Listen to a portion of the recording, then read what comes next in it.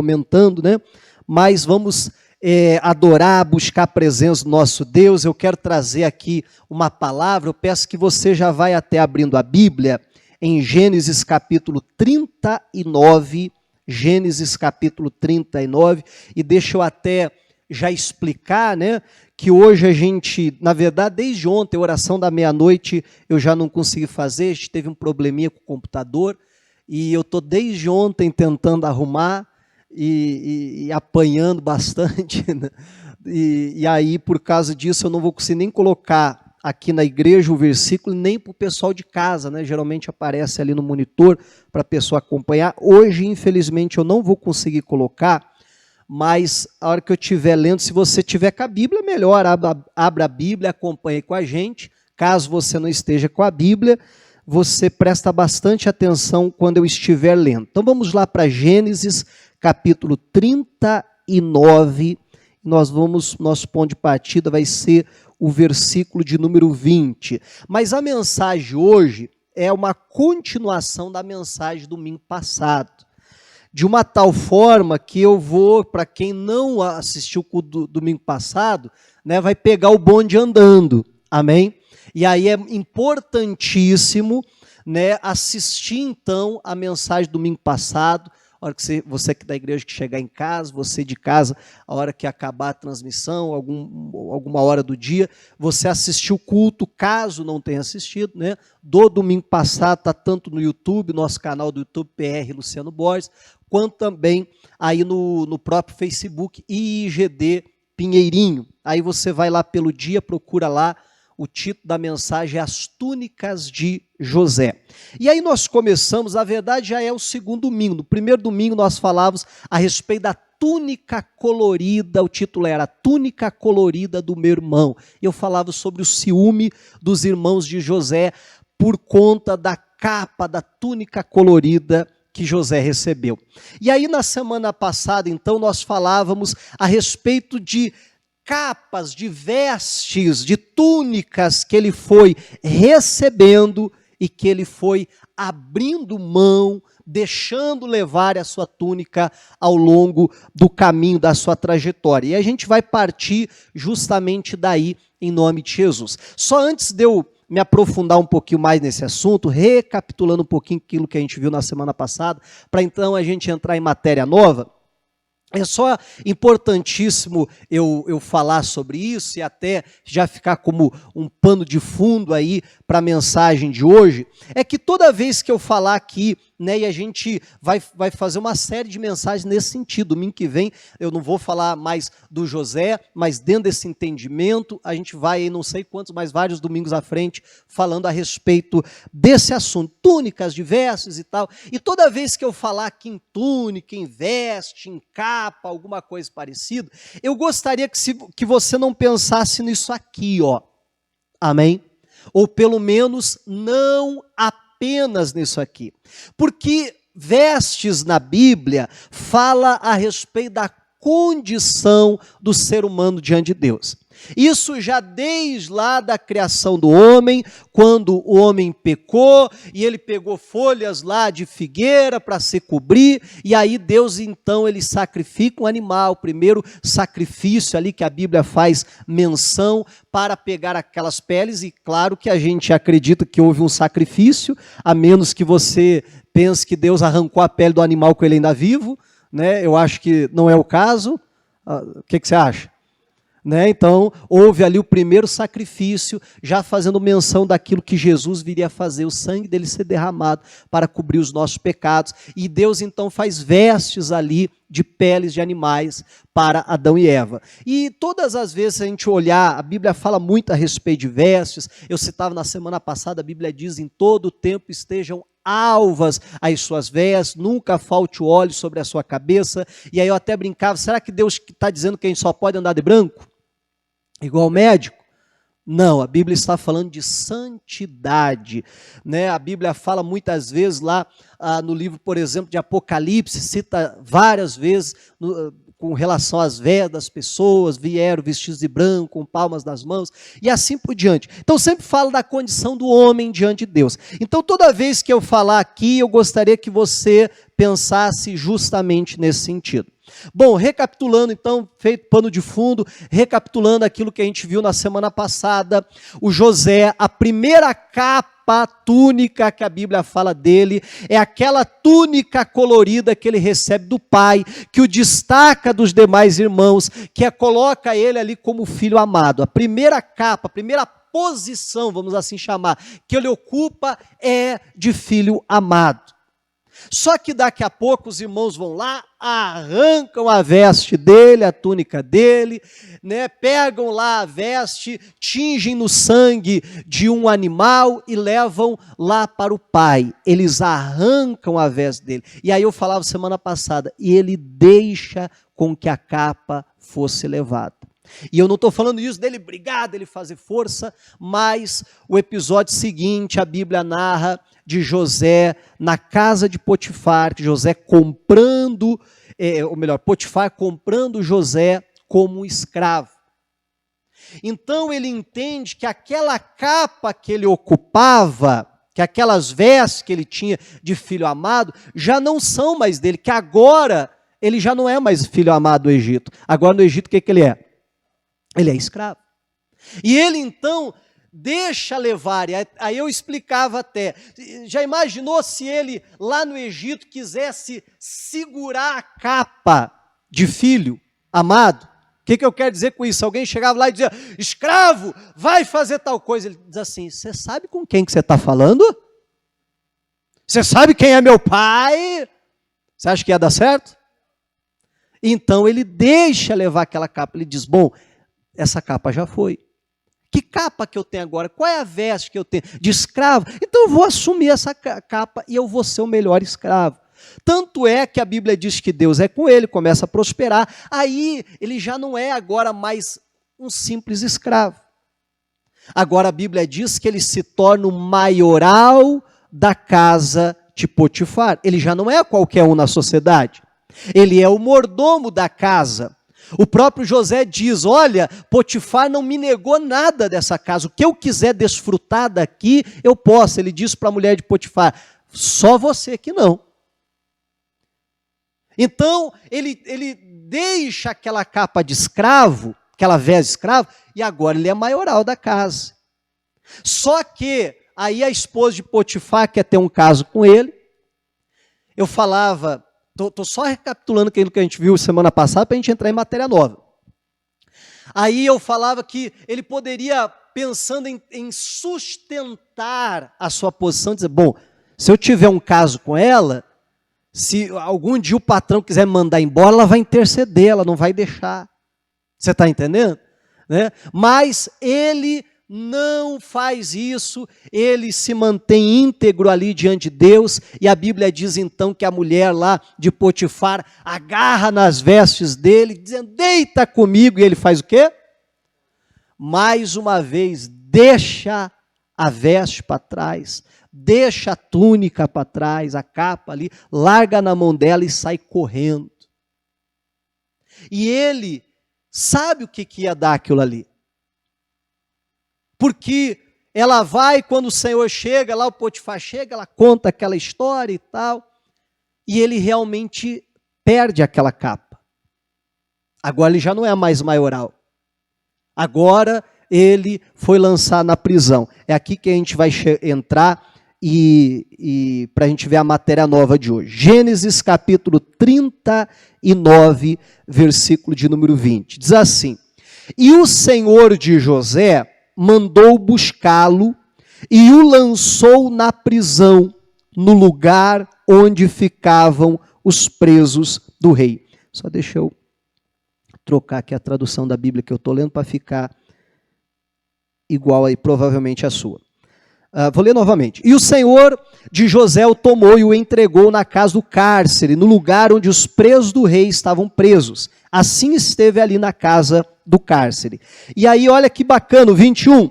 O Senhor, porém, estava com José e estendeu sobre ele a sua benignidade e deu-lhe graça aos olhos do carcereiro mor. E o carcereiro mor entregou na mão de José todos os presos que estavam na casa do cárcere. E ele fazia tudo o que se fazia ali. E o carcereiro mor não teve cuidado de nenhuma coisa que estava na mão dele, porquanto o Senhor estava com ele, e tudo que ele fazia, o que acontecia? O Senhor prosperava. Amém? Você já imaginou, meu irmão, o prisioneiro com a chave da prisão? Não foi isso que aconteceu? O carcereiro colocou tudo na mão dele. Rapaz, a prisão é tua. Você que toma conta aí, você que dá comida para os presos, você que decide o que tem que comprar, o que tem que fazer, você decide quem que tem que ir lá para a solitária, quem pode tomar banho de sol. Tô viajando aqui, mas só para você entender, amém? Ele cuidava de tudo ali. Agora, pergunto mais uma vez, será que daria certo ele como prisioneiro, agarrado na capa de maioral da casa? Você está entendendo o que eu estou falando? Sem deixar aquela capa para trás, sem soltar aquilo, não daria certo. E, meu irmão, muitas pessoas acabam fracassando na sua trajetória por causa disso. Viveu uma capa no passado, eu acho que a essa altura do campeonato você já está entendendo o que eu quero dizer com isso? Amém, igreja? Uma posição, um status, algo ali que alcançou de Deus. E aí daqui a pouco acontece que aquela capa fica para trás. Pastor, mas alguém me tirou. Pois é, mas já foi. Se alguém te tirou, se você que abriu mão, seja como for, perceba que algumas capas de José, ele mesmo entrega, outras foram arrancadas. E vamos ser sinceros, é muito mais fácil você deixar a veste de escravo para assumir a veste de maioral, sim ou não? Do que deixar a veste de maioral para vestir a de prisioneiro. E lá estava José, com aquela roupa listrada, preto e branco, claro que não era, eu estou só viajando aqui, mas a gente pensa, já vem logo, né, dos irmãos Metralha, lá, mais ou menos aquela roupa lá dele, e ele diz, espera lá, eu não sou mais o maioral da casa do Potifar, agora eu sou um prisioneiro, e aí mais uma vez ele decide fazer o quê? Então eu vou ser o melhor prisioneiro dessa prisão, amém? De uma tal forma que ele mais uma vez se destaca ali dos outros prisioneiros, e aí chega lá o carcereiro e diz, toma aqui, toma a chave aí, pode cuidar de tudo. Você é uma pessoa de confiança.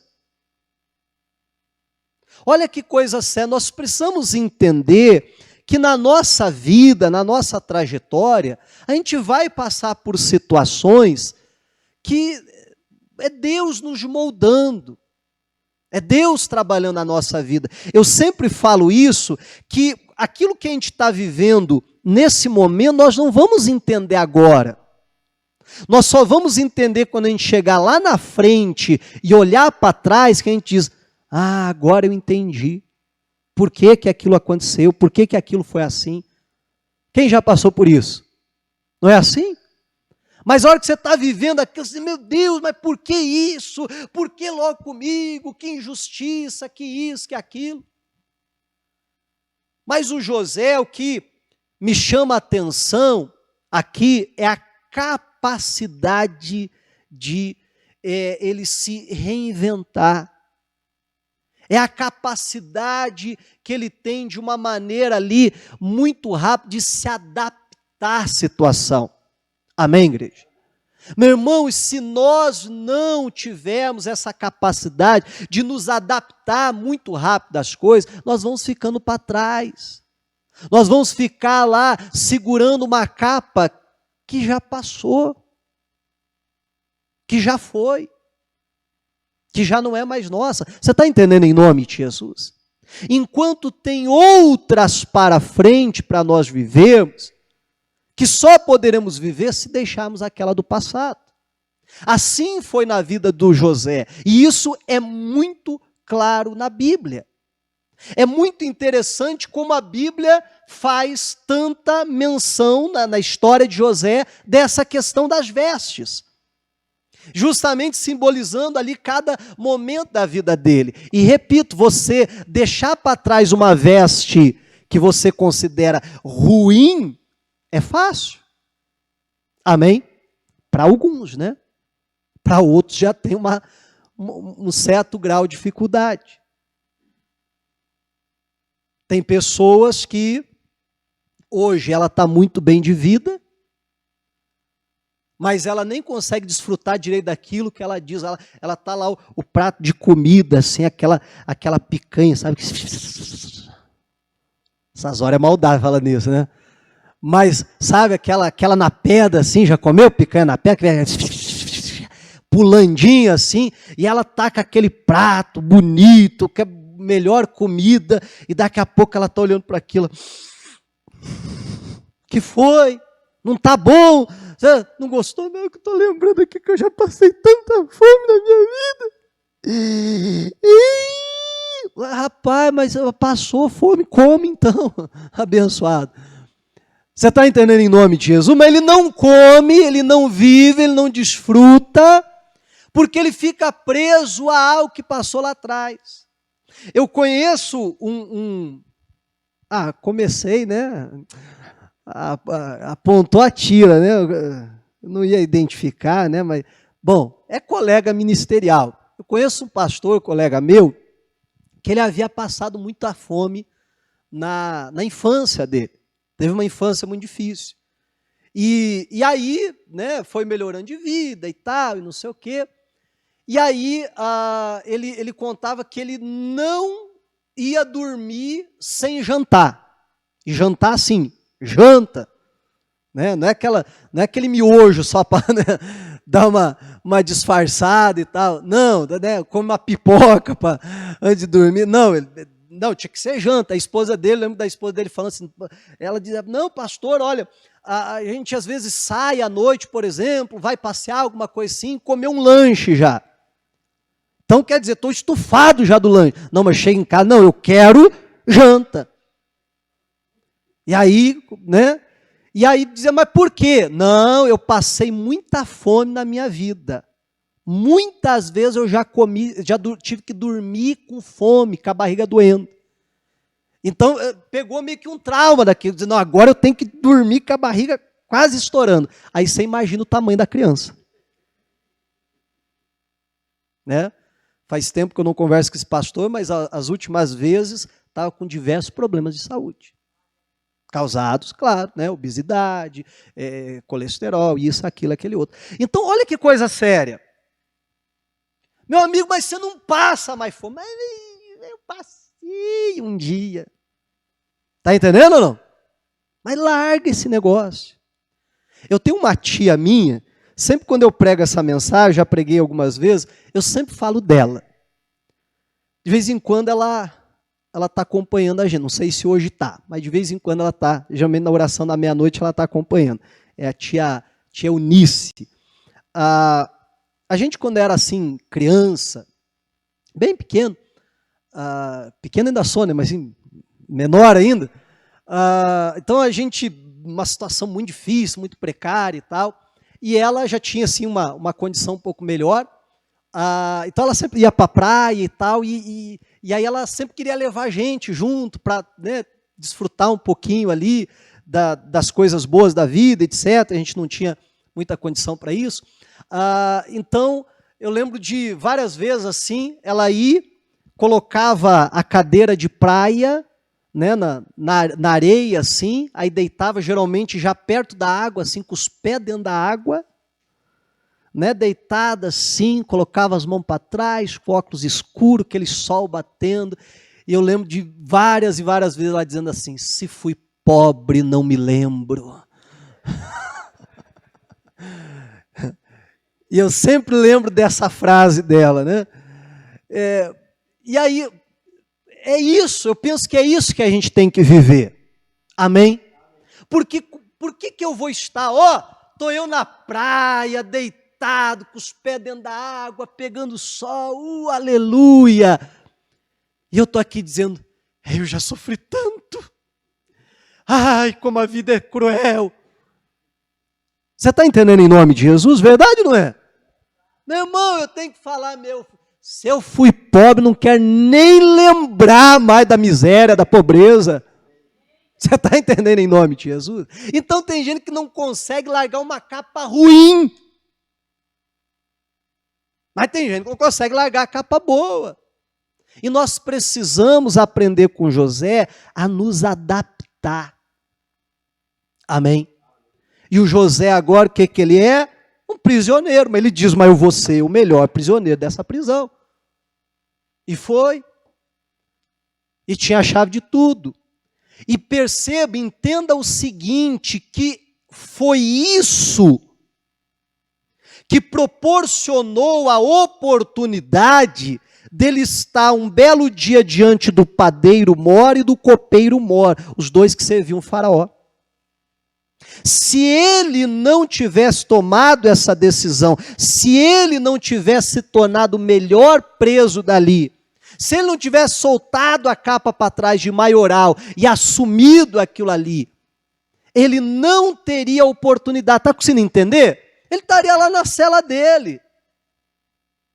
Ele está podendo conversar com o padeiro e com o copeiro, interpretar o sonho de ambos, justamente porque ele tem essa liberdade dentro da prisão, porque ele que toma conta de tudo. E eu penso que você conhece a história. Se não conhece, não vai dar para a gente se aprofundar hoje, mas ele interpreta o sonho do padeiro e diz, rapaz, ou melhor, do copeiro primeiro, né? E diz, daqui 3 dias você vai estar entregando o cálice na mão de Faraó. O padeiro empolgou, falou, gostei, interpreta o meu aí então. E aí deu ruim, né? E diz, daqui 3 dias você vai morrer. E se cumpriu exatamente o que ele disse com relação ao padeiro e exatamente o que ele disse com relação ao copeiro. E olha só, e a Bíblia diz que o camarada esquece dele. E ele ainda diz, não esqueça de mim, intercede por mim lá. Mas Deus, que tem as suas maneiras de fazer a coisa, não é que o camarada esquece do José. Meu irmão, se coloca no lugar do copeiro. Alguma vez na tua vida você ia esquecer do José? Você está entendendo? Naturalmente falando, como é que o camarada esquece do José? Mas tinha ali um dedinho de Deus, amém? Porque tinha a hora certa para o José ser lembrado. Diga a glória a Deus. Meu irmão, tem a hora certa de Deus fazer alguém se lembrar de você em nome de Jesus. Fazer o faraó se lembrar de você. O que acontece? Aí o faraó tem um sonho. Aquilo inquieta, ele entende que não é algo normal, que não é algo natural, que tem ali alguma coisa de Deus naquilo. Mas ninguém consegue interpretar. Aí ele está lá atribulado, aí Deus diz, copeiro, é agora. Deus destrava a memória dele. Amém, igreja? Ele se lembra, chefe, faraó, dos meus pecados, me lembro hoje, tem um camarada na prisão, o cara me ajudou, interpretou o sonho, foi assim, foi desse jeito, do jeito que ele falou, aconteceu, e eu creio que ele pode interpretar o sonho do faraó. O que acontece? Pula para o capítulo 41, Gênesis 41, versículo de número 14. Diz assim a Bíblia, então enviou o faraó e chamou a José, e fizeram sair logo da cova, e barbeou-se, o que diz aí? E mudou as suas vestes, e veio a faraó. Meu irmão, vamos lá. Não sei se você vai me entender. Peço que você me entenda, não de uma maneira carnal, mas espiritual. Isso precisava estar na Bíblia? Falando de uma maneira carnal agora. Isso precisava estar na Bíblia? Se o texto falasse que ele foi levado diante do faraó, obviamente que deram um trato nele para isso. Mas você percebe que a Bíblia faz questão de colocar isso, que não é apenas um detalhe. Você percebe como a Bíblia faz força, não pode dizer, para sempre fazer menção das vestes deles serem trocadas?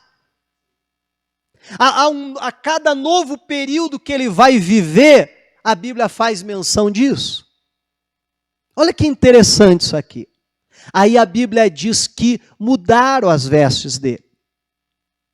Tiraram lá aquele pijama listrado, com o número lá no peito. Tiraram aquela bola da perna dele. Né? Acho que eu assisti muito desenho quando era criança. Mas trocaram as vestes dele ali, barbeou, deu um trato, colocaram uma roupinha melhorzinha, ele vai diante de Faraó. E mais uma vez, José deixa para trás aquela veste de prisioneiro. Mais uma vez, ele larga aquela veste para lá. Eu não estou falando algo físico. Acho que, repito, essa altura do campeonato você já está entendendo o que eu estou falando. Ele assume aquilo lá, então. Espera aí, esse Faraó está me chamando. Então, isso aqui acabou de ficar para trás, em nome de Jesus. Não só numa maneira natural das vestimentas, mas numa maneira emocional, numa maneira de fé, ele deixa aquilo para trás. Porque você já imaginou a cena do José chegando diante do Faraó com veste de presidiário, de prisioneiro? Entenda que eu não estou falando disso aqui, amém? Estou falando disso aqui, ó. Aí ele chega lá, todo. Aí o Faraó diz, então, eu tive um sonho aí, ninguém interpreta. Ele diz, então, né, Faraó, quem quer rir, tem que fazer rir, né? Você está entendendo? Com uma linguagem toda cheia de malandragem e tal. Eu fico imaginando o Faraó olhar e dizer, esse é o cara? Põe esse cara para lá de volta. Entende ou não?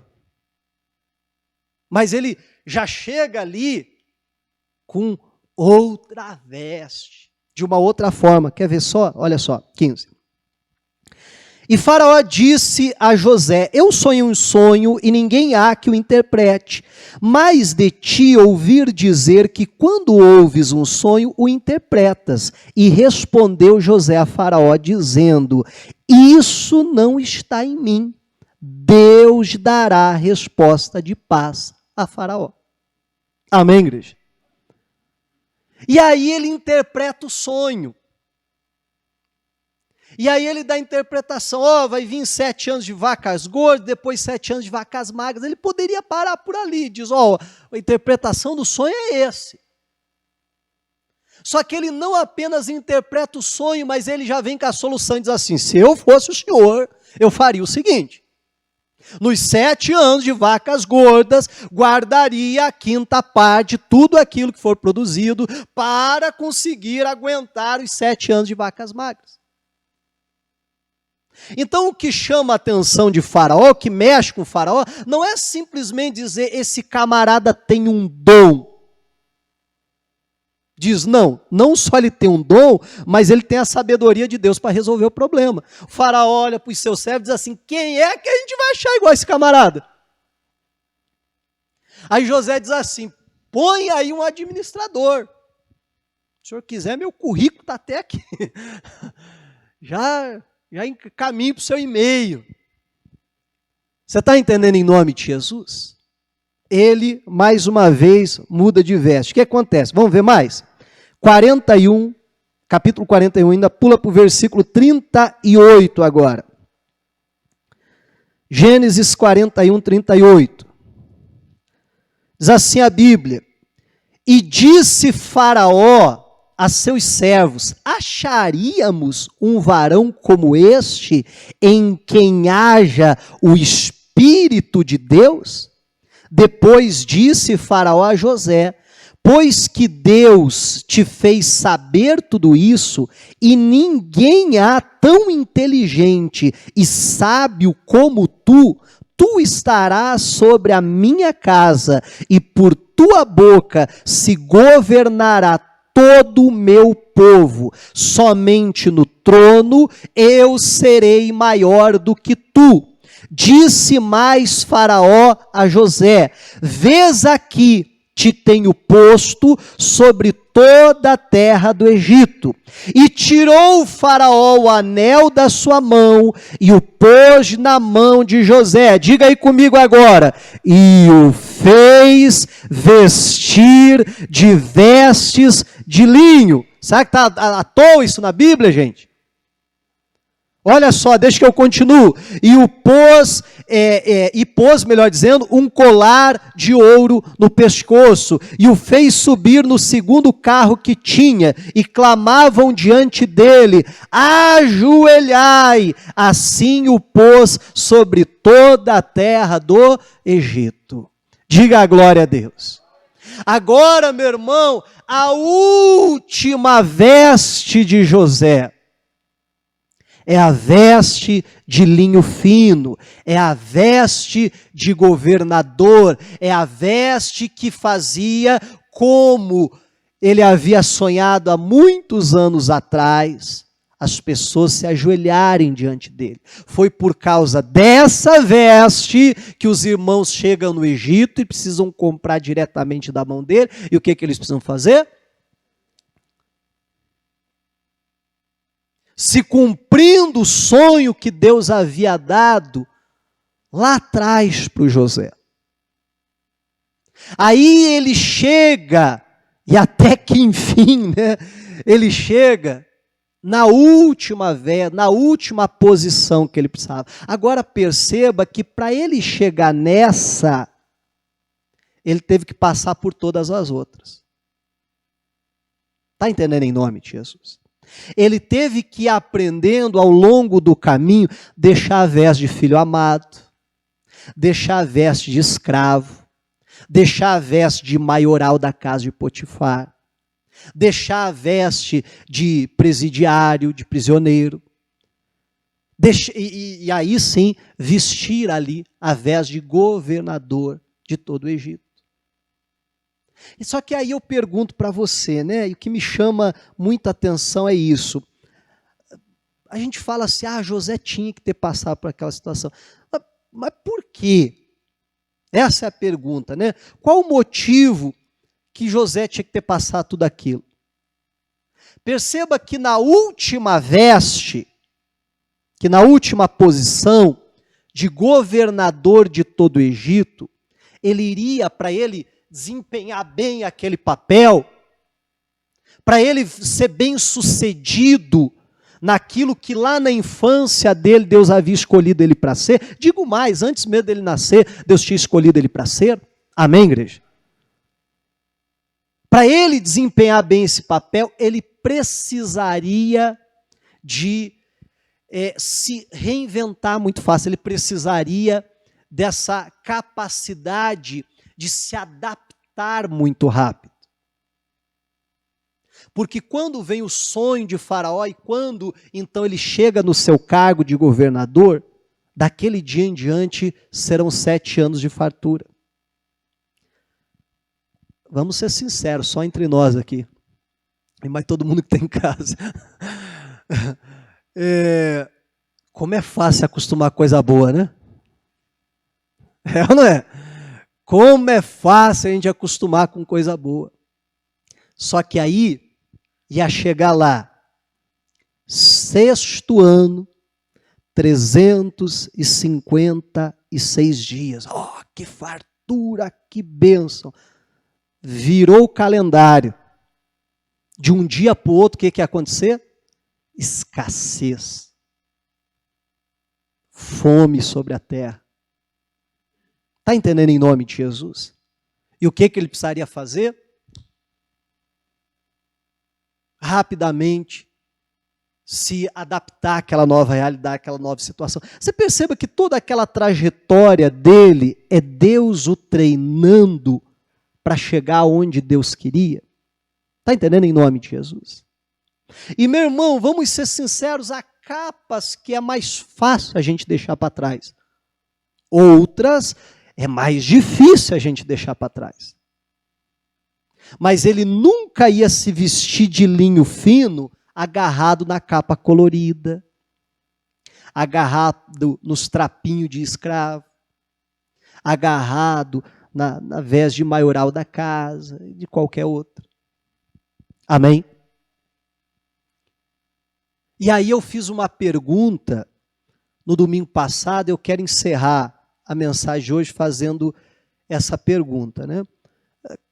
Ele passou por momentos bons, ele passou por momentos ruins.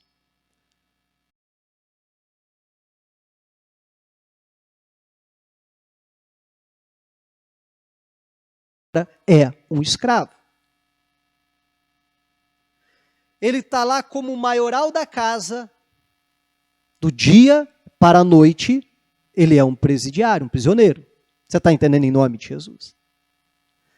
E aí, cada momento desse que muda, e eu quero focar justamente, né, principalmente nesses dois, ele estava vivendo um momento pior ou um momento melhor na vida dele? Ele está lá na casa do pai, é o filho amado, daqui a pouco ele é escravo. E aí, piorou ou melhorou a situação dele? Ele está como maioral da casa de Potifar, podendo comer do melhor, desfrutar do melhor do Egito, etc. Daqui a pouco, de uma hora para outra, ele é um prisioneiro. A situação dele melhorou ou piorou? Quem acha que piorou, levanta a mão. Quem acha que melhorou, levanta a mão. E melhorou um só. Votos brancos, nulos, indecisos, somam quase metade aí, né? Mas olha só, eu já tinha falado isso domingo passado, mas repito, a situação dele, ao meu ver, nem piorou, nem melhorou. Como não, pastor? Pera lá, se você olhar para isso simplesmente de uma maneira natural, aí eu vou concordar contigo, você vai dizer, piorou, pastor. Mas se você olhar com o ângulo, com o foco certo, e a cada mudança de veste, de situação, ainda que aparentemente para pior, ele estava mais perto de cumprir o propósito de Deus na vida dele. Aí eu te pergunto, piorou ou melhorou? Entende? Então por isso que eu digo que nem piorou e nem melhorou. Mudou. Modificou. A Bíblia diz que nós nunca vamos falar com sabedoria. Os tempos passados foram melhores do que esse. Já leu isso na Bíblia? Me perdoe aqui não saber de cabeça falar para você o texto. Se eu não me engano é Eclesiastes. Mas a Bíblia diz que a gente jamais falaria isso acertadamente, com sabedoria, dizendo, tempo bom é o que ficou lá atrás. Bom, se falar isso, a Bíblia diz que não é falar com sabedoria, dizer isso, o que é? Pode falar. Uma tolice. Né? Falar tolice para pegar leve, né? Para ser bacana, ser legal. Mas vamos lá. Eu ia perguntar quem já falou isso, mas não vou perguntar, não. Larga isso para lá. Todos nós já falamos isso. Ou não? E nós precisamos entender que os tempos mudam. Pastor, para melhor ou para pior? É diferente. Eu brincava esses dias aqui na igreja, foi sexta-feira, né? Eu principalmente, geralmente, né, dizia, bom dia pessoal, tudo bem? Cumprimente quem está do seu lado, se a intimidade permitir, dá um abraço nessa pessoa, aleluia, e tal. Hoje, né, de uma hora para outra, a gente está assim, não aperta a mão não, irmão. Não pode abraçar, irmão. Dá um tchauzinho de longe. Sim ou não? Eu brinquei na sexta-feira que você entrava no ônibus ou ia num lugar assim, via alguém de máscara, você já... ou não é? Você diz, o camarada está de máscara, tem alguma coisa errada aí. Hoje em dia você vê alguém sem máscara, É ou não é? Você diz, o cara está sem mato, deixa eu ficar longe. Olha só como as coisas de uma hora para outra mudam. E se eu ficar assim, mas é que... Eu vou ficar para trás ou não vou? Mas eu sempre fiz assim. Mas sempre foi desse jeito. Amém? Em nome de Jesus Cristo, que você possa, como José, estar disposto a deixar certas capas para trás, para viver aquilo que Deus ainda tem para você, em nome de Jesus. Amém? Diga a glória a Deus e aplauda o Senhor Jesus. Glórias a Deus. Vamos ficar de pé para nós orarmos agora, em nome de Jesus Cristo. Você de casa também, né? Ou pode levantar, ou pode ficar sentado, como você preferir. Se puder levantar agora, né? Até para espantar o sono aí, em nome de Jesus, e a gente buscar a presença de Deus é bom. Feche os seus olhos então, vamos falar com o nosso Deus, vamos buscar a presença do Senhor. Pai, em nome de Jesus Cristo, na Tua presença, meu Deus, nós nos colocamos nesta hora, Pai, e viemos agora, Deus, diante da Tua face, da Tua presença, e meu Deus, nós ouvimos, Senhor, a Tua palavra, e eu creio que ela veio para falar ao coração, Pai, de cada uma destas pessoas que oram agora comigo, que clamam ao Senhor, meu Deus, e que o Senhor nos ensine, nos ajude, ó Pai, a aprendermos a nos adaptar, meu Deus, Pai, a nos reinventar, porque muitas vezes na nossa caminhada, isso vai ser necessário, meu Deus, Pai, não vamos viver, eu creio, momentos nem piores, nem melhores, mas momentos diferentes, aonde nós vamos nos adaptar, e aonde, como o apóstolo Paulo disse, ele falou, eu sei viver na pobreza, e eu sei viver na riqueza, em todas essas coisas, eu sou mais do que vencedor, e que possamos ser vencedores, ainda que como escravo,